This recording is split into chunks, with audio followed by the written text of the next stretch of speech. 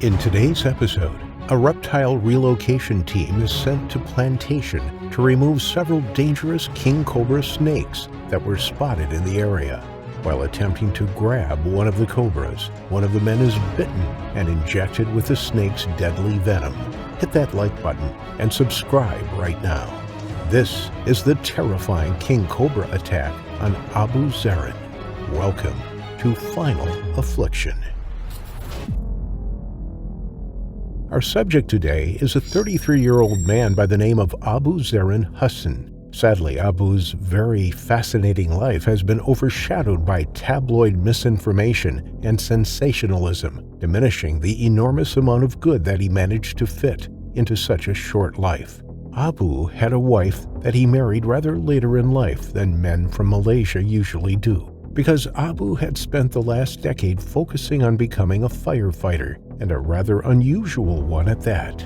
Abu didn't just run into burning buildings to save lives. He was the head of the reptile department too. Malaysia gets a lot of calls to remove scaly serpents from homes and farmlands, and it's usually the fire department who gets called on to relocate the dangerous reptiles. But Abu wasn't just the head of the team that went out to catch snakes. He was the one who trained everyone in the department to handle them safely and to release them back into the wild. Until very recently, it was more common to kill venomous snakes that were unlucky enough to make it into human homes and neighborhoods. But Abu and other environmentalists were quickly putting this cruel practice to an end with their hard work and activism.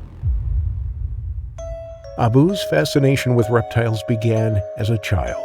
Even as a schoolboy, he was the one to catch lizards, geckos, and snakes on the playground. His teachers had so much faith in this responsible yet unusual young man that they permitted him to walk 2 blocks away from the schoolyard unassisted to release them in a nearby field.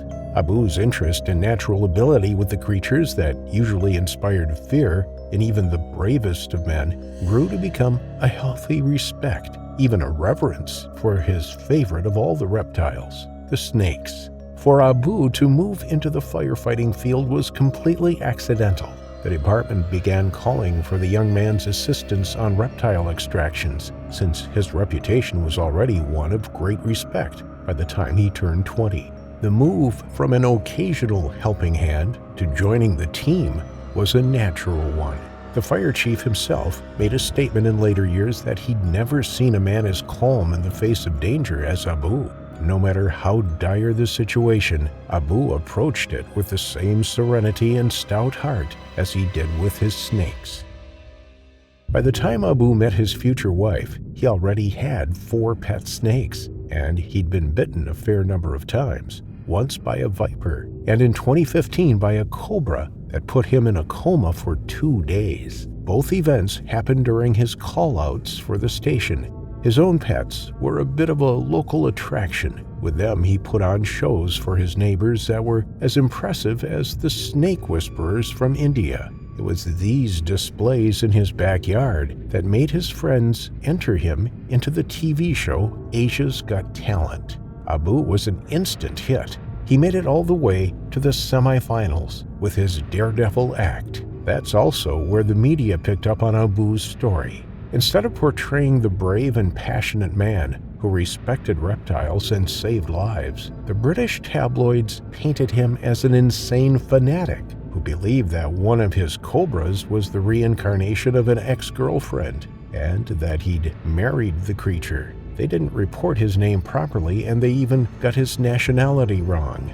These outright lies upset Abu deeply. He had no time for his passion to be misrepresented for the sake of sensationalism, and by the end of his run on the show, he was pretty glad to be rid of the constant negative attention. He returned to his wife, his dangerous pets, and his life of saving lives.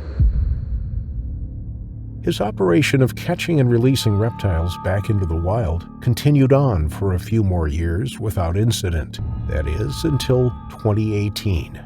Abu and his team were called into a plantation on the outskirts of Bentong. There were multiple sightings of the notorious king cobra, and the plantation workers feared an infestation. Abu had other ideas, however. He assessed the situation and came to the conclusion that they were dealing with a nest, maybe even two, and that the problem would be solved if they could just catch the juveniles and take them to the nearest protected park for release. The plantation's workers were near hysterics when the firemen arrived. No one dared set foot on the grounds of the farm for fear that they'd be bitten between the tall grasses that hid the serpents so well.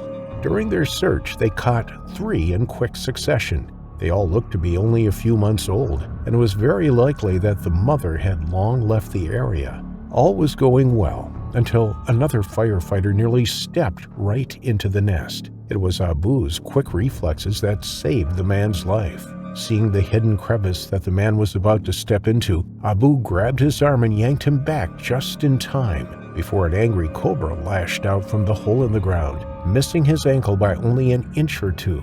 Finally, they found the source, and most likely the last of the babies that hadn't yet found their way out to more fruitful hunting grounds. This last one just happened to make the now evacuated nest its home, and now it was murderously angry at being disturbed. It raised its hooded head upright, warning the humans to back off, mouth open and ready to strike if they made a wrong move. Abu was wise enough to take his time. He needed to placate the snake, to get it to become accustomed to his presence before he even attempted to catch it. One of his colleagues circled around the back end of the snake slowly. The idea was to draw its attention away from Abu by making a sudden noise, and when it turned its head to the intruder behind it, Abu would strike out that quick arm of his and grab it below the head while its attention was elsewhere. This didn't work out as planned. The juvenile cobra turned sharply around at the sound of rustling behind it, taking its eyes off Abu, who was already crouched and ready to grab it. When his head turned, Abu lashed out his hand just a split second too quick. The creature caught sight of the movement out of the corner of its eye and whipped around like lightning, striking its deadly fangs into Abu's hand that was just a hair away from its head. Abu knew instantly that this was no feign bite. Adult cobras have a habit of holding back on their venom excretion, carefully measuring how much venom they release, if any at all. And most bites aren't even fatal.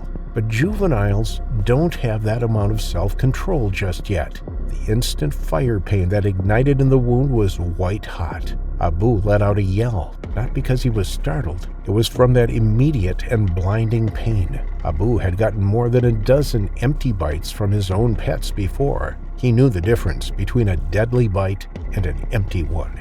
In the confusion, the meter-long cobra slithered away into the grass, leaving Abu withering in agony as the pain spread from his hand up his arm. The tiny puncture wounds ejected more blood than seemed to be possible from such tiny holes. The venom was already breaking down blood cells, stopping the wound from coagulating properly. In the seconds it took his colleagues to load him into the car, Abu's hand was turning blue, and the blood that seeped from the wound was just getting worse and worse. In the 20 minutes it took them to speed to the nearest hospital, the discoloration had spread up his entire arm. His heart was racing dangerously, and the burning pain now reached his shoulder. Abu arrived at the hospital, got out of the vehicle himself, and stepping out he looked like a victim of war. His arm was now purple, and he was splattered with so much blood that the emergency staff thought that he was the victim of a knife wound at first. Abu remained conscious for 2 whole days, slowly slipping into bouts of delirium. Whether the venom or the pain drove him into senselessness, one cannot say, but at least he recognized his wife and the extended family and friends that came to visit him. On the 3rd day, Abu slipped into a coma, and on the 4th, his organs began shutting down one after the other. As the venom progressed and the cells in his body broke down more and more, there was no amount of medication that could bring Abu back anymore. He was dead before noon of the 4th day, when his heart finally shuddered to a standstill, no longer able to keep up with the raging damage that was coursing through his veins. And despite the world's rather ill-informed view of Abu, his community is not so easily fooled by a badly written headline. Abu's program to catch and release animals, as opposed to killing them, hasn't stopped growing. His firefighting comrades have made it their mission to continue his message of educating the public on both the dangers and the awe-inspiring majesty of the animal kingdom. Yes, they are dangerous and deadly, but we are intruders in their space, not the other way around. Abu saved countless lives, both human and animal alike, and he spread his love and respect for the fearsome serpents every chance he got. He was so passionate that his sentiments have carried on long after his death. It's just a shame that one so young had to feel the deadly venom of the king cobra and meet his terrifying final affliction.